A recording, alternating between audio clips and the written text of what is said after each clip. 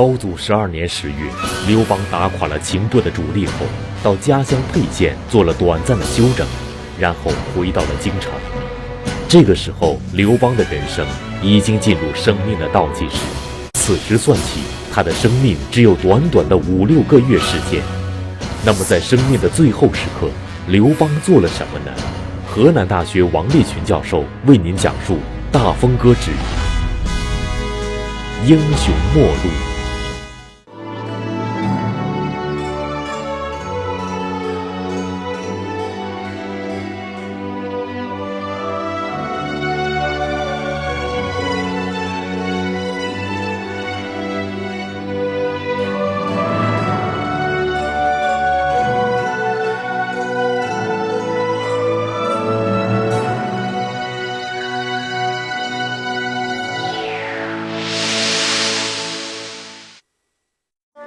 刘邦在秦朝末年天下大乱的局势下，从沛县起兵反秦，只用了短短的7年时间，就完成了从布衣百姓到登上天子宝座的华丽转身。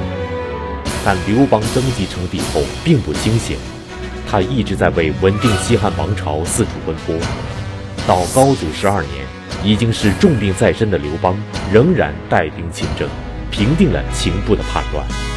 那么他回到京城后，在生命的最后时刻，刘邦做了什么呢？河南大学王立群教授为您讲述《大风歌之英雄末路》。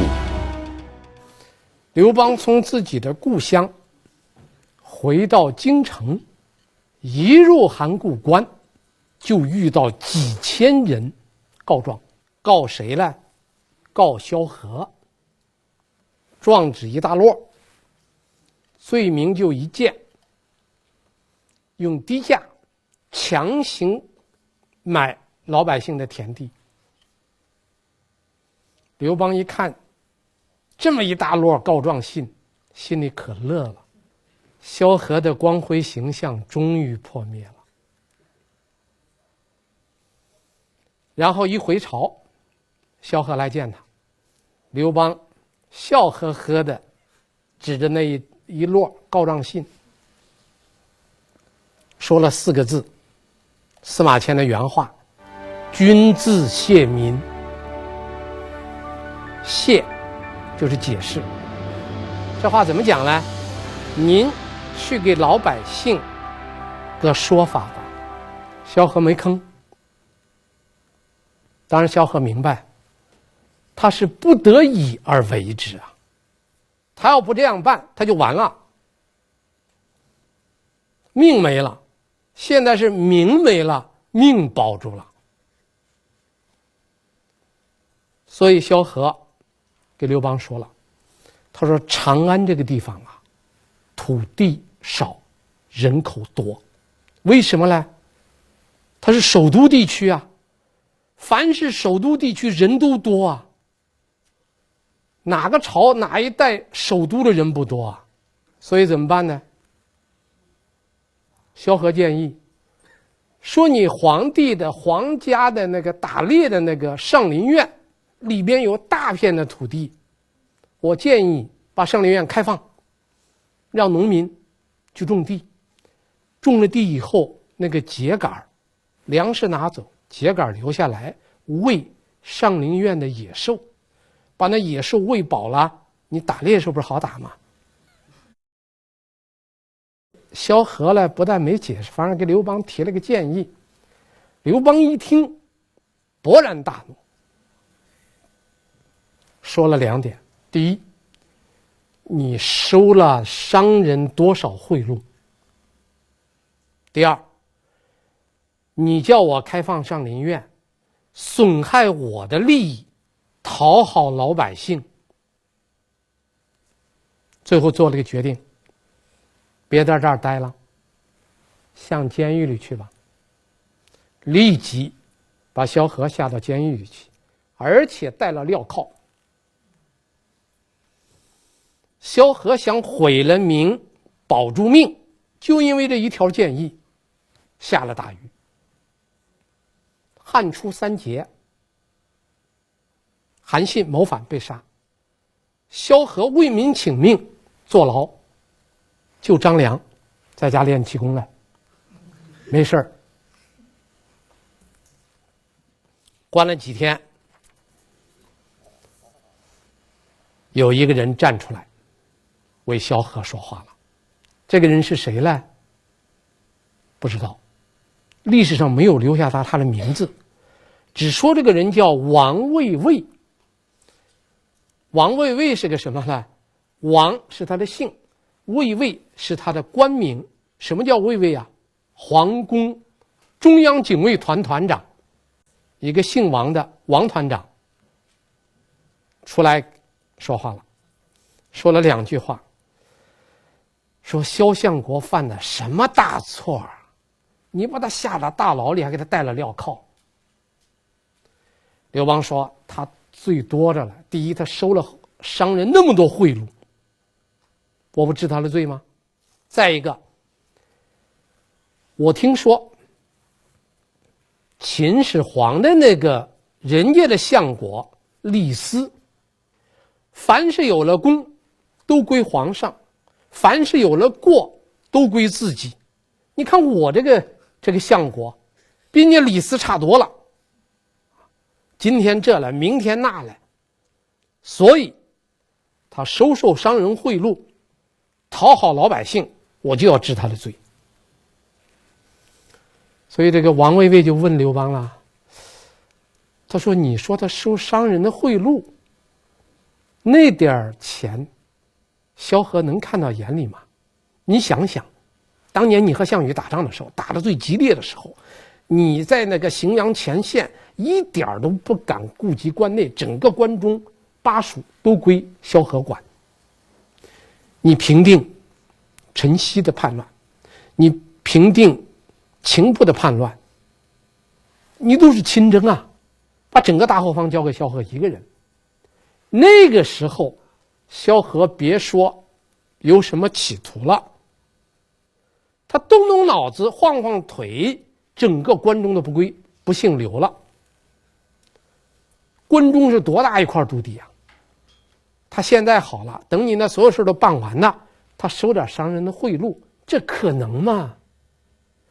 你凭什么就把你的相国想得这么坏呢？这句话说得很关键，这句话集中刘邦的一个要害。其实我们有些人把别人往往想得很好，这人本身很善良；有些人往往把别人想得很坏，把别人想得很坏的人往往是疑心最重的人。你为什么把萧何想得那么坏呢？萧何会那样做吗？再说为民请命，那可是相国的职责所在啊。他做相国，他的任务就是要管理百姓，替老百姓说话。不替老百姓说话啊，有了荣誉归皇上，有了过错归自己。你倒觉得李斯是个相国的榜样，那李斯不是让秦朝2世亡国吗？那算什么榜样？这王卫尉一番话说的刘邦哑口无言。刘邦说那这样吧，下令放了，把萧何放了。就这算是把萧何放了。萧何放出来以后，萧何是光着脚上朝给刘邦去谢恩。这皇上把你抓错了，那不叫皇上的错；皇上把你放了，那不叫改错，那叫施恩于你，你得去谢恩。所以萧何光着脚去谢恩。萧何年龄也大了，光着脚走起来。刘邦说别谢恩呐，我把你抓起来，你知道我为什么抓你吗？我把你抓起来其实是想让天下老百姓知道我不是一个好君主，你是一个好相国，所以我才抓你了。你看刘邦多会说啊！你为老百姓讲了几句话，我把你抓起来下了大牢，我是表现的，老百姓肯定骂我，我是用我的恶反过来衬托着你多美好。我要不给你关进几天大牢里，你咋能得到这个好名声呢？当然萧何也没话可说了。这件事儿，这是刘邦的解释。其实刘邦对萧何的猜忌非一朝一夕，前后发生过3次。第一次是在楚汉战争时期就发生了。那个时候发生的是什么呢？给萧何加官，文武百官都去庆贺，有人点破说：“你给你加官，你以为是好事啊？给你加官，说明皇上不信任你。”这萧何明白了这个道理以后，赶快，他做的第一件事就是把自己的家里的东西全部推掉，然后让自己的所有的儿子，还有自己同族的所有的子弟，只要够当兵年龄的，一律上前方去。就等于把自己的儿子，还有自己本家的那些同族的这些年轻的男性，全部送到刘邦的大帐中做人质。等人去了，萧何的儿子到刘邦的大营去报道了，刘邦可乐了。那是第一次。第二次，韩信叛乱。韩信叛乱的消息一传到刘邦那儿，刘邦第一个反应想到的就是萧何，立即给萧何加封5000户。大家知道，萧何在被刘邦封为第一功臣的时候，萧何封了多少户啊？8100户。曹参是10600户，张良是10000户，萧何排第3，8100户。这一次刘邦对他怀疑了，一下子给他加封了5000，还派了500人的警卫部队，还派了一个警卫队长。萧何可高兴了，又被别人给点破，他全辞了。但这个时候儿子也没了，侄子也没了，都在刘邦的大营中间，刘邦还不信任他，最后没有办法，把自己的家产拿出来一半捐出来，献给国家，帮助平叛去了，做军费，把自己的家产捐出来做军费，这刘邦才解除了对他的怀疑。第3次秦部叛乱的时候，刘邦对他的怀疑，萧何最后的办法是朝自己身上泼了一盆脏水。所以应当说，萧何这次坐牢绝非偶然，而是长期对萧何的不信任，最后叠加到一块儿，把他抓起来了。又一个人叛乱了，这个人是谁啊？这个人是刘邦姻亲封王的第一人。刘邦的封王，封诸侯王，他是分2个阶段。第一阶段叫因功封王，按照功劳封；第二个阶段叫姻亲封王，谁给他亲他封谁。姻亲封王的第一个人叫卢绾。这个卢绾给刘邦的关系太铁了，他俩是什么关系呢？我们可以这样说，叫居同里，生同日，还有学同师。什么叫居同里啊？2个人住在一条街上，这叫居同里。什么叫生同日啊？他俩是同年同月同日生，这叫生同日。什么叫学同师呢？一块儿上学又跟着一个老师，这不叫学同师吗？这叫居同里，生同日，学同师。他两家的父辈还是世交。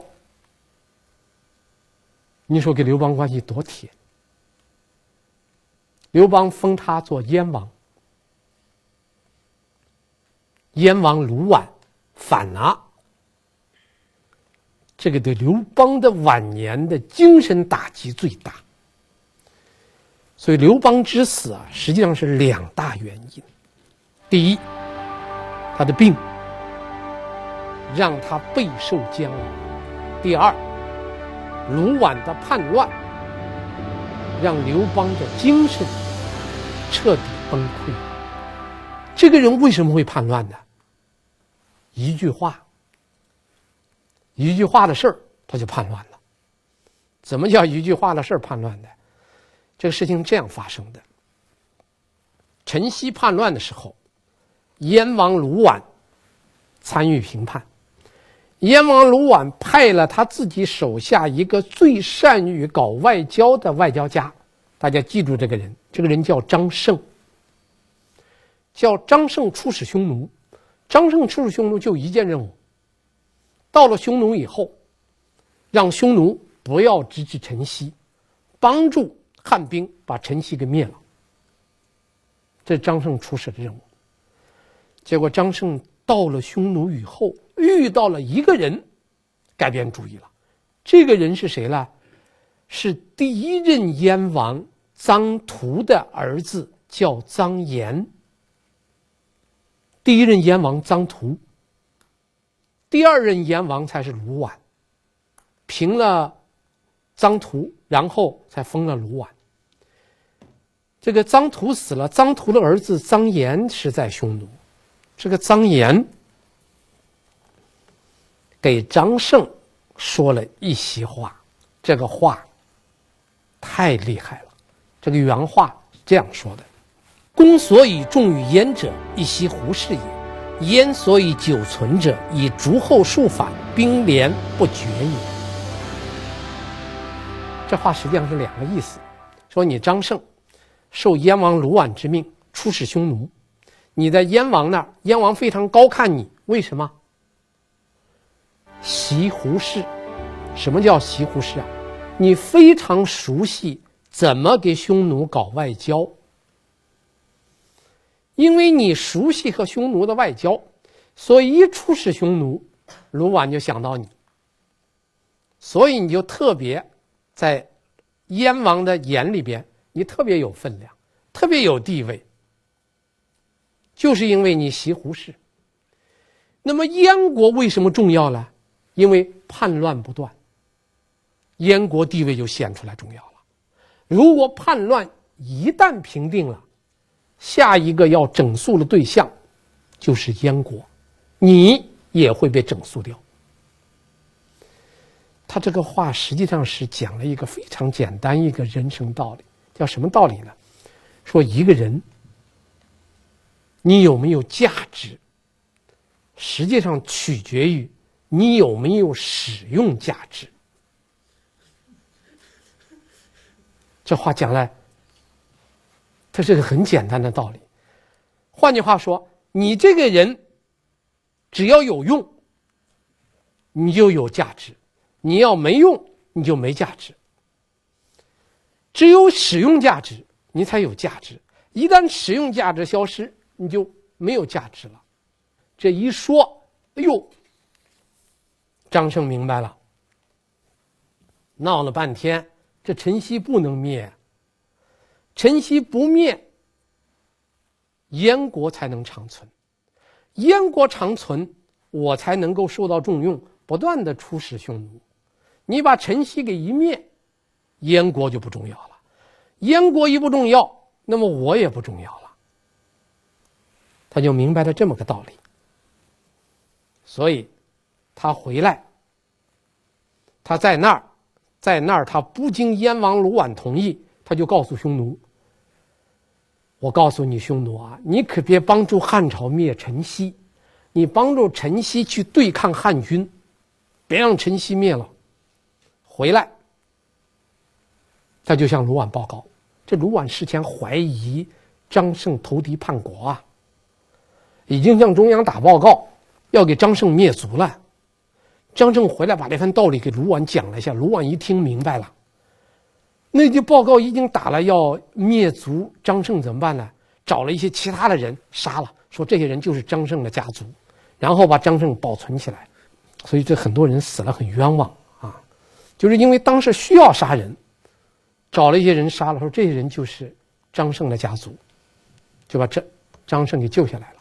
然后呢，就安排了2个人，第一，张胜长期驻守匈奴，作为一个交通站，然后再派了一个人，这个人叫范齐，长期驻守陈豨那儿，帮助陈豨来对抗汉军。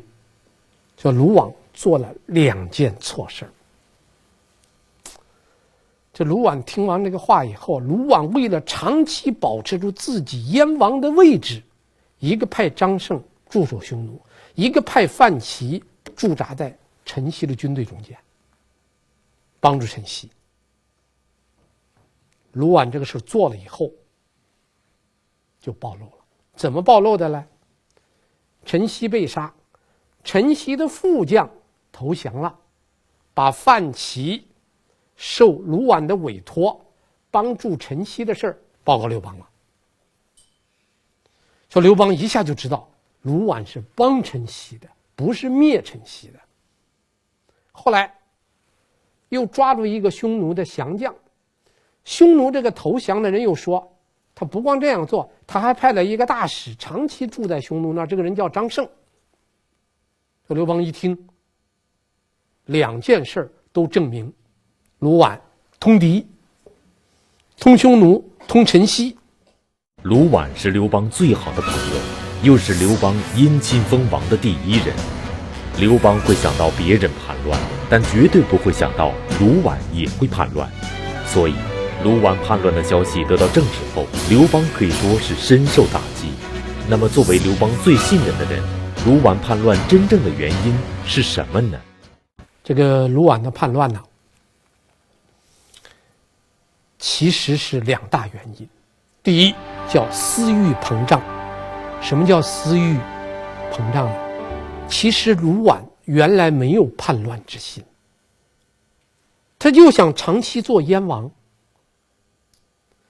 其实长期做燕王最好的办法就是执行中央政府的命令，你才能长期做燕王。他做了一个错误的选择，他觉得我帮助陈豨联合匈奴，我就可以长期做燕王了。只要陈豨不灭，我这个燕王的位置就可以长期稳定的做下去了。这是他最大的一个错误，而且这一错以后再也无法改悔。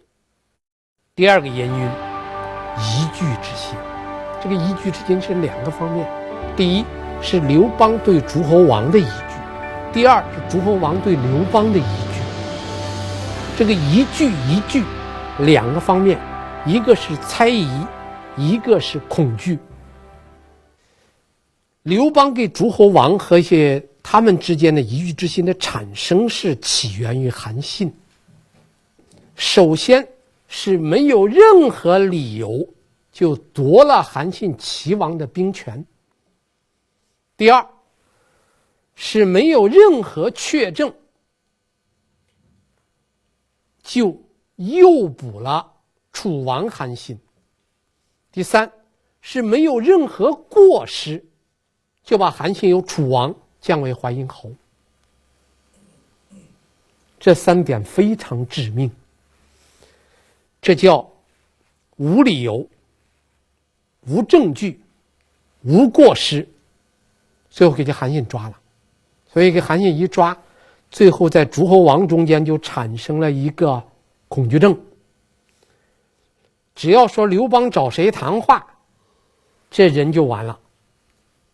刘邦一约谁谈话，这人立即就反，因为他不反，他怕被韩信那个同样的办法一谈话就抓起来了。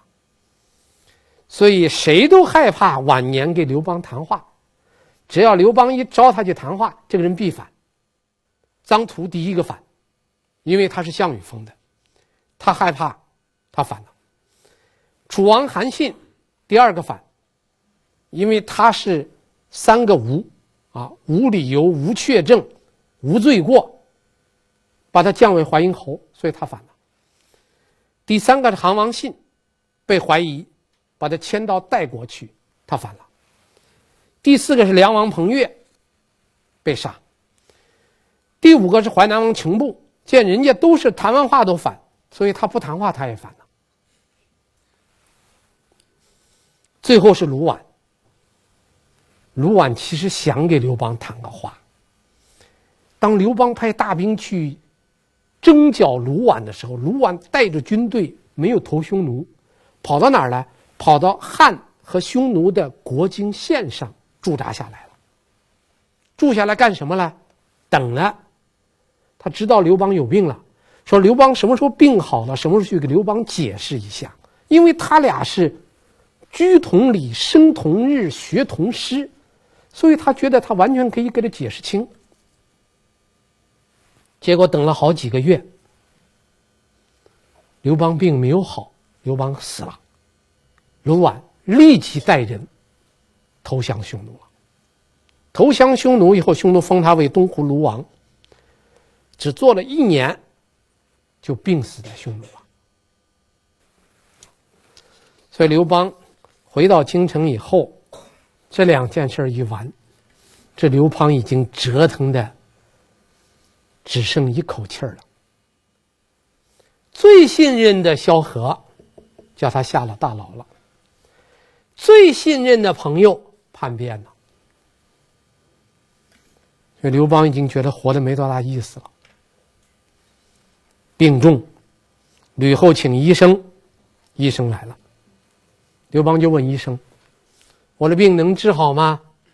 医生说：“可以。”刘邦破口大骂，骂什么呢？他说：“我提3尺剑夺取天下，此乃天命耳。我现在天命已尽，你还说什么能把我的病治好？你能治好吗？回去吧。”不治了，把人家医生骂了一顿。但是医生临走时还不错，给人家50斤，走了。说刘邦就在那儿等着听着了。所以吕后请医生看病，他不看，那吕后怎么办呢？吕后就问他了，说：“您万岁之后，假如萧相国要去世了，谁可以继任？”刘邦说：“曹参。”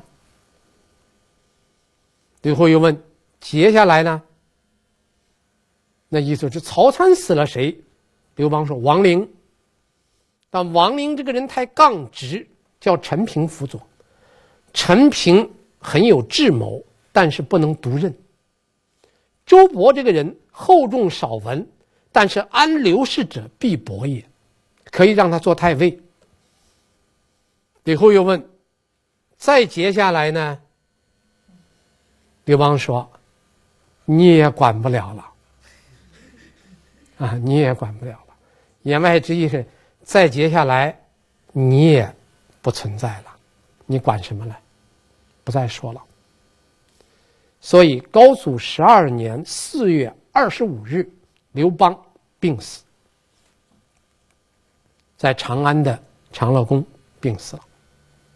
原来刘邦刚一咽气儿，吕后第一时间得到消息，立即把他最亲信的幸臣沈一基招过来，讲了一番话。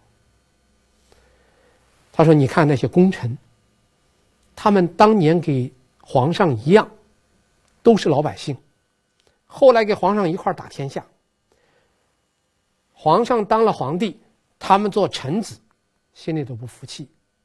现在皇上死了，要他们去辅佐一个少主，就指他的儿子汉惠帝刘盈，这时候多大呢？17岁。让这帮老臣辅佐一个17岁的少主，一定做不成。你想想，一帮老臣去辅佐一个17岁的少主，他们会服气吗？皇上在，他们还有个怕头，皇上一归西，这人无所畏惧，什么事都可能做出来。所以要依着我来说，咱别吭，咱别说皇上死了，这叫什么？这叫密不发丧。这个事儿大家听说过没有？秦始皇死了，不是就走了这条路了吗？谁都不知道皇上死了，这样皇上对他们就有一个精神威慑。然后咱俩好好谋划一下，把朝中的功臣一网打尽，全部族诛。什么叫族诛啊？不是杀了他们，把他们的三族，所有功臣的三族全灭了，天下才能安定。吕后这个计划要是一实现，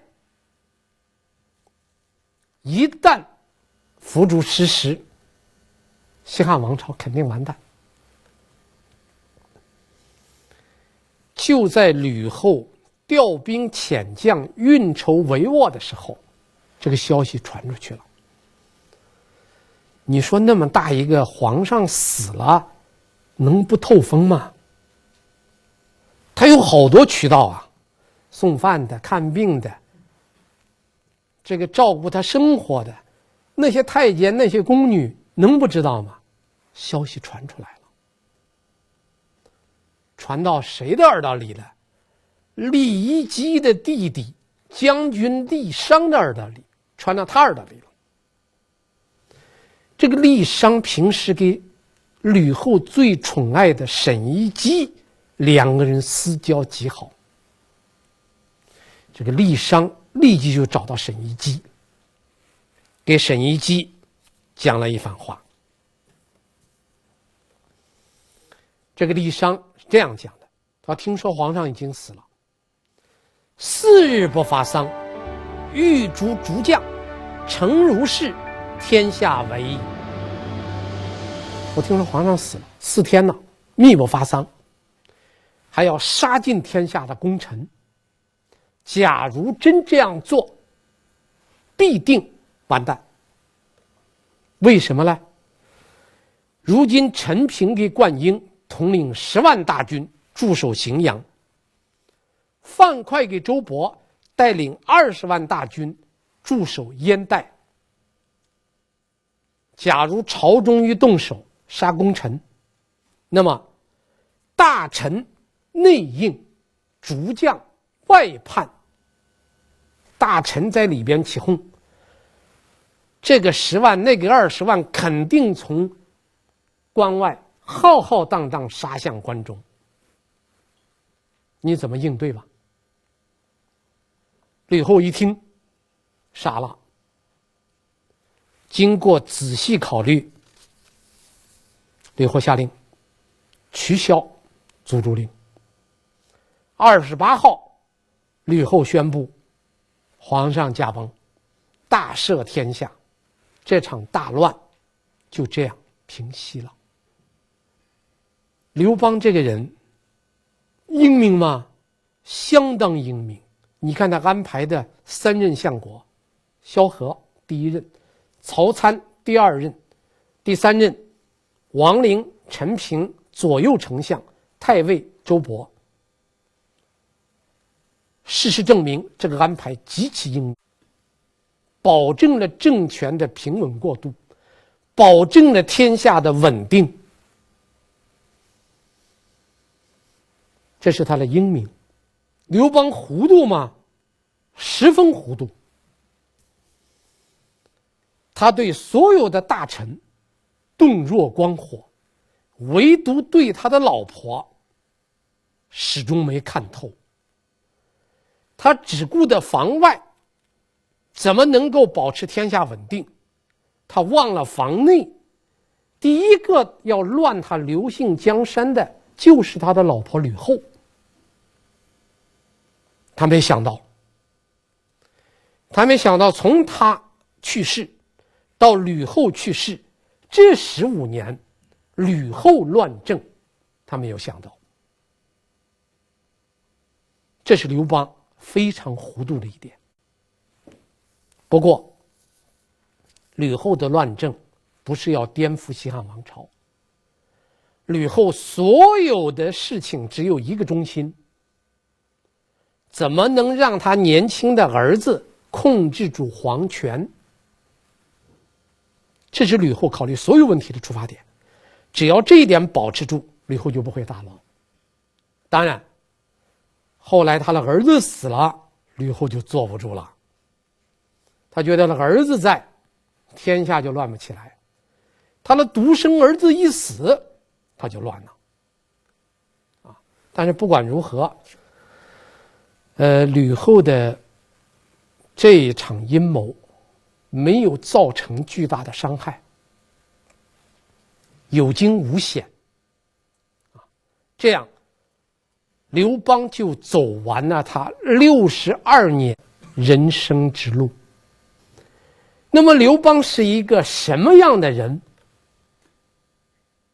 他怎么能当上皇帝？请看下集。谢谢大家。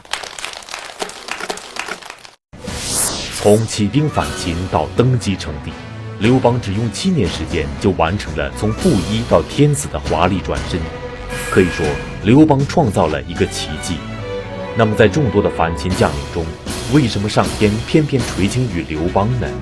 刘邦身上的哪些素质成就了他的人生？河南大学王烈群教授为您讲述《大风歌之自信人生》。